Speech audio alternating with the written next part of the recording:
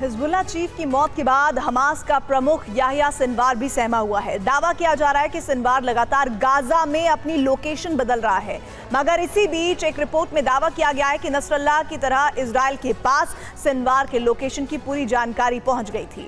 Hunt operation का आगाज होने वाला था, लेकिन ऐन वक्त पर सिनवार के खात्मे का प्लान रोक दिया गया। आखिर क्यों? देखिए। हिजबुल्लाह चीफ नसरल्लाह की तरह हमास के सुप्रीम लीडर याह्या सिनवार की खुफिया लोकेशन ट्रेस की जा चुकी थी। गाजा के जिस इलाके में सिनवार छिपा था, उसकी घेराबंदी आईडीएफ के स्पेशल एलीट कमांडोज ने कर ली थी। यकीन मानिए, सिनवार की जिंदगी और मौत के बीच चंद मिनटों का फासला था, मगर सिनवार का हंट ऑपरेशन शुरू होता उससे पहले ही आईडीएफ ने सिनवार को मारने का प्लान बदल दिया। हूबहू हसन नसरल्लाह की तरह ही इजराइल के पास हमास चीफ याह्या सिनवार को खत्म करने का मौका था, लेकिन ऐसा नहीं किया गया। ऐसे में सवाल उठता है कि इजराइल ने सिनवार को मौत के घाट क्यों नहीं उतारा? क्यों हमास चीफ के हंट ऑपरेशन को बीच में ही रोक दिया? तो आपको बता दें कि इजरायली न्यूज आउटलेट N12 ने अपनी रिपोर्ट में खुलासा किया कि इजराइल को सिनवार की लोकेशन से जुड़ी इनपुट मिली।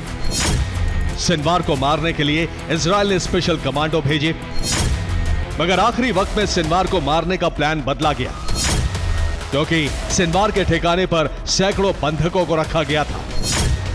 लिहाजा सिनवार के खिलाफ ऑपरेशन में बंधकों की जान को खतरा था।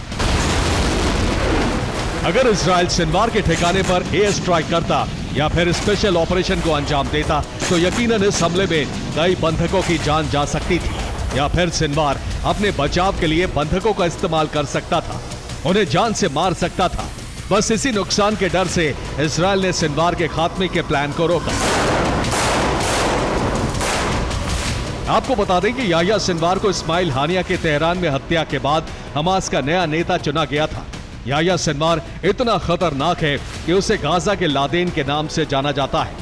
दावा किया जाता है कि सिनवार ने ही 7 अक्टूबर 2023 को इजराइल पर हमले की योजना बनाई थी, जिसमें 1200 से ज्यादा इजरायली मारे गए थे, जबकि 251 लोग बंधक बनाए गए। Bureau report, TV9 Bharatvarsh.